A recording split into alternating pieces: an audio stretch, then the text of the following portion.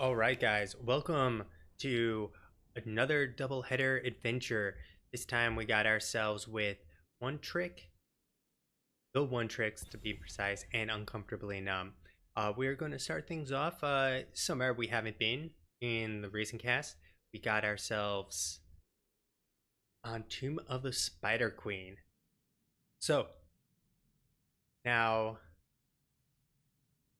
we're just starting things off here, and I'm gonna say the Stukov ban, not to be unexpected there. Stukov super good on this map. He's stronger on this map than Malfurion in a lot of ways. In that Malfurion doesn't really provide wave clear anymore. So in comparison, he's pretty good to pick up. Now I'm gonna switch on over to the actual draft since we got started. So thanks again everyone for joining me tonight, and hopefully it's going to be a good match.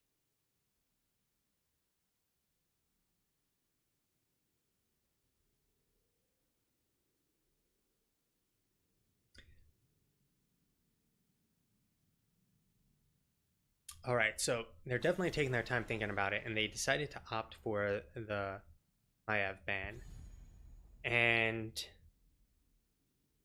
that's a fine ban. I mean, at this point, she's still powerful.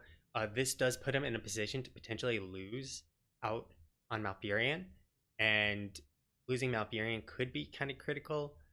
It's damned if you do, damned if you don't. You could almost ban out Malfurion and create like this war of second tier healers, which would be an interesting alternative to your normal situation of just actually going for the tier 1 healers. So they opted for Phoenix here, and he's good, and I hope they put him in the solo lane because a lot of people are realizing that he's very hard, if not impossible, to beat this stage because he has his AoE damage, so he can clear, and then he also has his spinning laser, which helps clear. So his clear is ridiculously good. He's able to poke, and then he's able to trade very, very well since his majority of his HP is actually tied to his shields. Majority of his HP is tied to his shields. You can go in, lose most of your shields, go back, regen it up, and all of a sudden you just make winning trades over and over. So the One Trick's coming out nice and strong here, picking up Malfurion and Sonya. Now, I'm not sure if Sonya is worthy of the second pick. I think she's worth it post second phase of bans. And she's a solid solo laner, but it does put them in a position where you know exactly who's the solo lane, because if they're not gonna put Phoenix down there, then they can opt for someone else, and they're gonna pick up the Garage and Hanzo. So a lot of people feel the first pick is very strong, if not a little bit too strong right now, because look at the amount of power picks you can get. Phoenix, Garage, Hanzo, like this is power picks galore here. So Hanzo, if he's going to go the serrated arrows build, will give them boss control.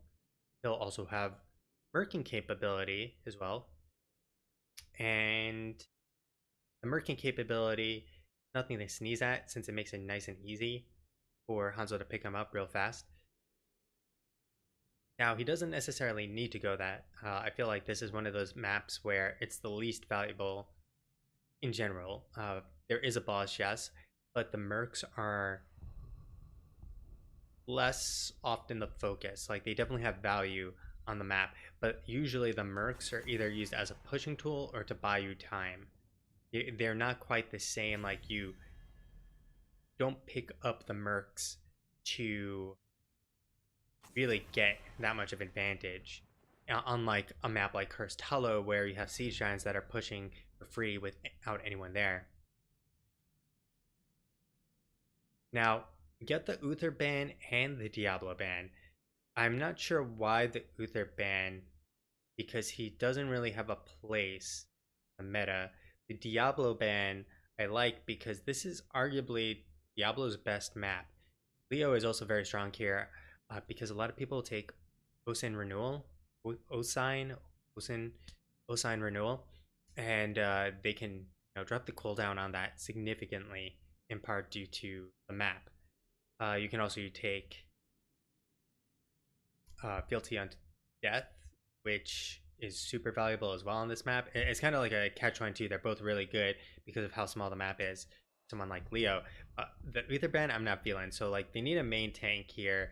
They could right now they have the ability to pick up someone like ETC. They're going to pick up the Jaina, who's going to give them very good wave clear, because Hanzo is not a good wave clear. He's basically a mediocre wave clear with the serrated arrows build. Yes, he does a ton of damage, but like his wave clear is actually kind of mediocre like that. You need the explosive arrows to really be able to clear the waves, in my opinion, like effectively clear the waves. Because when I mean like effectively clear, take a look at Jaina. Jaina drops an E in a blizzard, and you're 100% guaranteed to clear that wave. Unlike Hanzo, with serrated arrows, you have to make sure to line it up right, and a bunch of things adding up to getting it to not being superior, wave clear compared to explosive arrows. But it is obviously the superior choice for bossing and murking. The Genji pick here is actually very dangerous because of the garage. If he ease into the fight, he could be taunted. If he gets taunted, he's dead. In the Alarak kinda is there with like the follow-up burst. Now they could have Alarak in the bot lane. They could have Phoenix in the bot lane. They have Alarak in the bot lane. He loses to Sonya. The thing that a lot of people didn't know, because Alarak was kind of there, kind of not in the meta, and at certain points in time. And the thing with Alarak was his autos hurt. But if you're Sonya, you can negate a lot of that damage by taking her version of block, which is tough as nails. So his autos don't really do that much damage to you, and then you actually beat Alarak because he has nothing to stop you other than the silence. So like if you hold the silent or your whirlwind after the silence, you just spin on top of him and you regen all the damage he did to you because his autos are doing nothing. So the ETC is potentially good. If Lucio gets extended range on the boop, I believe the boop range is long enough to actually stop the Mosh. There's Alarak who can also, move him. There's Hanzo's arrow. There's the Q from Garage. There's a bunch of possibilities to interrupt this. So ETC could be good here. We'll see if he actually turns out to be good though. It's heavily dependent on how good the player is, in my opinion. So, jumping on in real fast. Now, based on these two drafts, they're both good in different ways. We have the superior AoE healing of Malfurion. We have the power picks of Garrosh, Phoenix, and Hanzo on Uncomfortably Numb. They're very solid picks. I'm not sure how I feel about the Alarak, and I'm not sure how I feel about the Lucio, but to be fair, when there's no Stukov, Lucio is not terrible, and there's no Uther either, but like I actually wouldn't have expected them to pick up Uther. So I think what it's going to come down to is how well they can hold the 4-man rotation. Because like I said, if Phoenix is in the bot lane, their 4-man is going to be high kill potential, bad wave clear for Uncomfortably Numb. If their Phoenix is in the 4-man, their wave clear will be fine between Hanzo and Phoenix, and but their Alarak should get bodied in the bot lane. So we'll see how it plays out.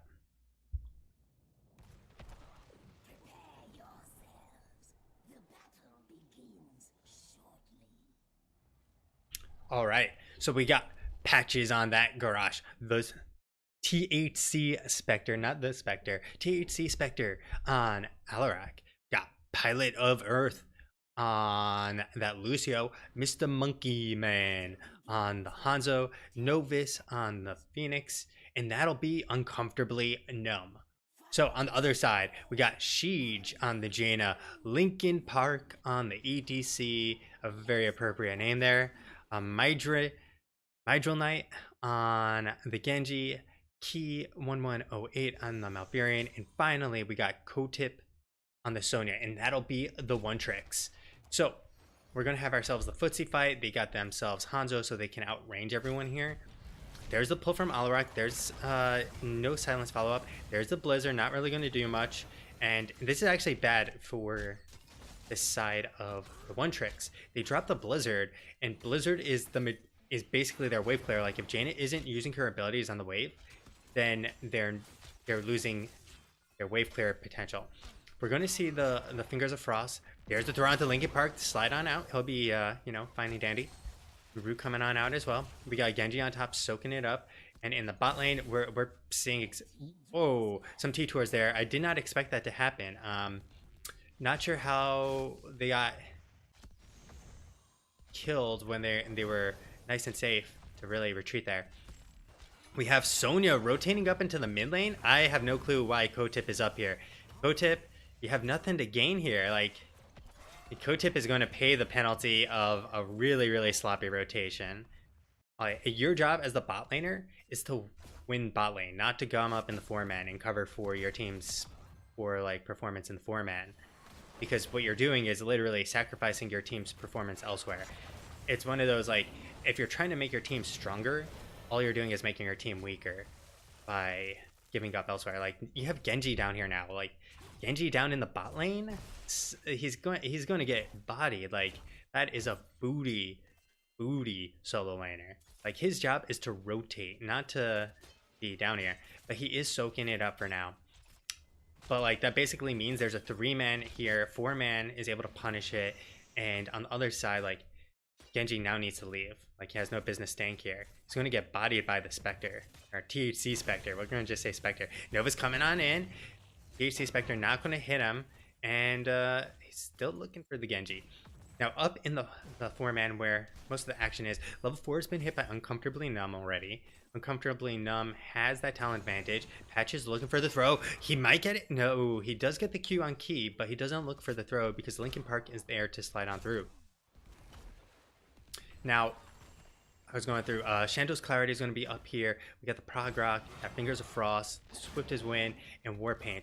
So, Sonya's actually was botting Spectre without Tough as Nails, which kind of shows you the new build on her is so strong that he's generally able to still body. We got Novus and Spectre. We got Patches coming on in. He's going to throw Linkin Park on in, but he should have a slide available. There's the boob. Kotip, though, is going to be first blood for this engagement, and that'll wrap up that bot lane fight.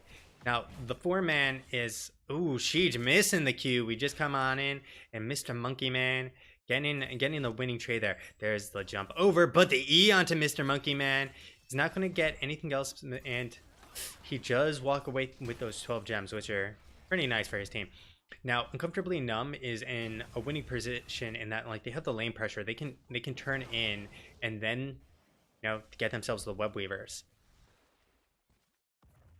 Now, there's Kotip coming on in. He avoids the silence for now, but taking a lot of damage from the Phoenix.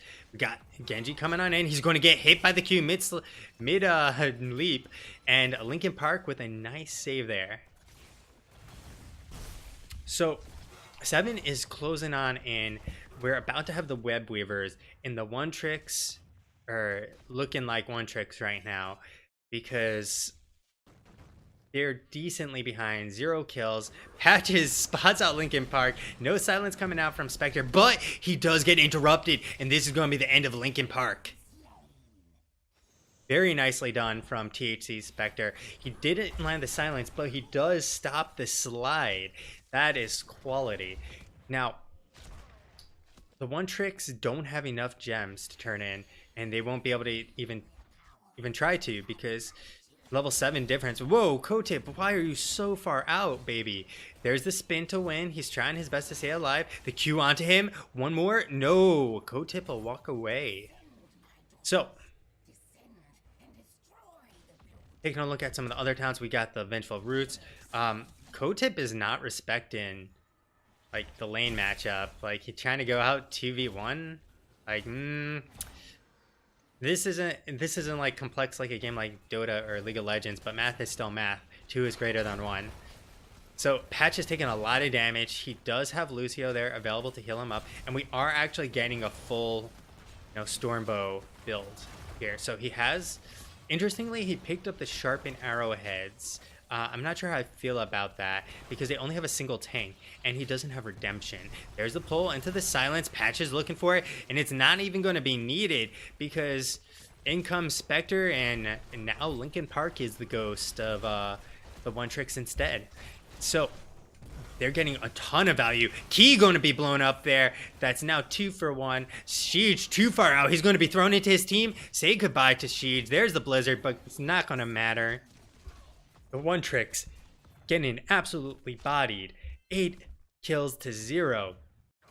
I hope they pick their One Tricks, because if these were their One Tricks, they're going to need some help in the second game, because this isn't looking pretty. Now, we got Sonya down here still soaking it up, because they're not even 10. They need a soak. Genji in the top lane, they need to hit 10. So, like, he's terrible for, doing this, but they need 10. So Patch it. Whoa, Key just standing there into the taunt, into the Blizzard, and Key will be going down. AFK Key tilting. Please report. So, I have no clue what Key was doing there. Like, he just stood there. And Genji, 33 gems. Oh, he doesn't manage it. Say goodbye to 33 gems. Now, 11 to 9, 10 kills. They just lost 33 gems. This is pretty much game. This game's going to be over in probably by the 15-minute mark or sooner. Like, if it makes it to the 15 mark, I'll be highly surprised. There's the Dragon's Arrow for Siege, but like across the map, and yeah, completely whiffs. So we got Linkin Park looking for a potential slide. They finally hit 10. Ring of Frost coming out, aka Ring Plus. We got the Mosh. We got Tranquility. Let's see. Are we going to get the Dragon Strike? They still have yet to choose. There's a pause from Midral Knight, and we'll see what's going on. Agarino. Taking. All right. Let's get back in there. Now, 10 to 11. This is the opportunity for the One Tricks to potentially get back in this game. If they can get a good Mosh, if they can get a good Ring, and if they can get Wrath of the Berserker and not Leap, they could potentially turn this fight around. It's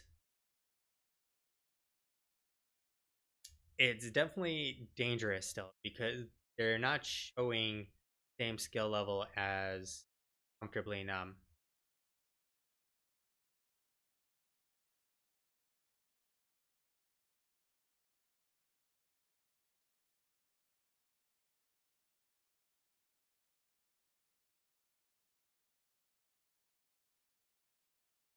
And they'll need some big kills, because they have a Web Weaver phase coming.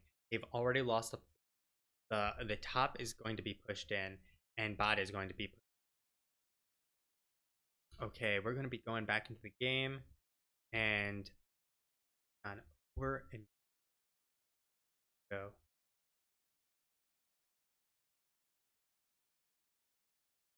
All right.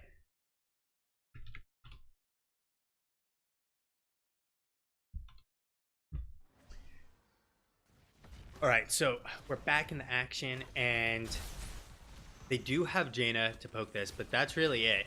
That's just taking a lot of damage right now. Let's take a look at the talents also. We have the Q builds, Ice Lance, typical Jaina build, perfect defense, X Strike. Wrath of the Berserker chosen Poison Spear.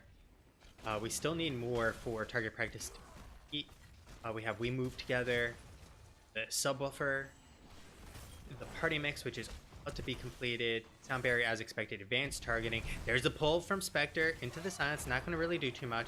Sonya has cleared up the bot, so they do manage that. Top is going to be shoved in. So, you know, they take down the front wall for mid. They take some damage on the key, and they take out top. It's a pretty good, you know, Web Weaver early game. We also had the Emergency Protocol, the Combat Advantage, Planet Cracker coming on out. I actually don't like the Planet Cracker here because they have nothing to stop really the Purification Salvo, which is normally why I like, or no Wombo to set it up. We also have there's the Mosh Pit going to be taunted out. There's the Planet Cracker. Linkin Park going to have to back on out. We got Kotip trying to go on in. A big play from Spectre as they wipe out the one tricks off this planet. They have been removed from the game.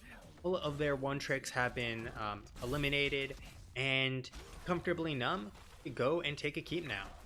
Let's go and instant replay that bad boy.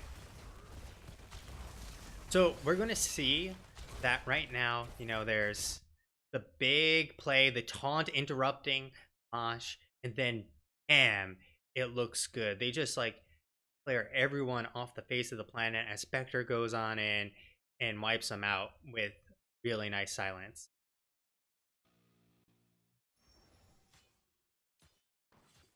So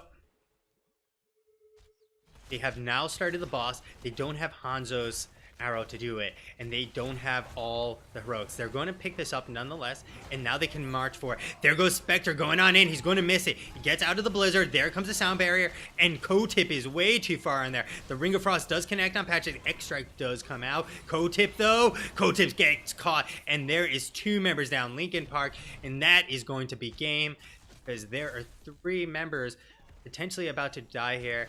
Key is down, Jane is down, and Murder She Wrote, because baby, that is all 5 members of the One Tricks. One Tricks are going to have to a lot better. I mean a lot better. Because we just saw one of the most lopsided games I've ever casted in a Nexus Gaming series. Under 11 minutes and 20 kills to 0. Absolutely lopsided. I wasn't expecting this, but that was absolutely positively lopsided. And let's take a look at some of these damage numbers. Higgs hitting 36k almost. Hanzo hitting 28k. Alarak hitting 21.6k. 16k. Barash basically out DPS'd everyone. I mean, he did out DPS pretty much everyone other than Jaina, who he was almost out DPSing as well. Like I said, this is hands down the most lopsided game I have ever casted.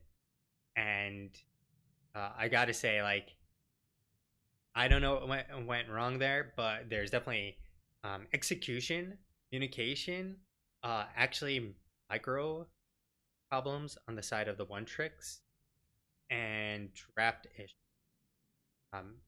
I think pretty much everything you could identify as a problem or things to improve for an individual or things that you could improve need to be improved for the One Tricks based off that game.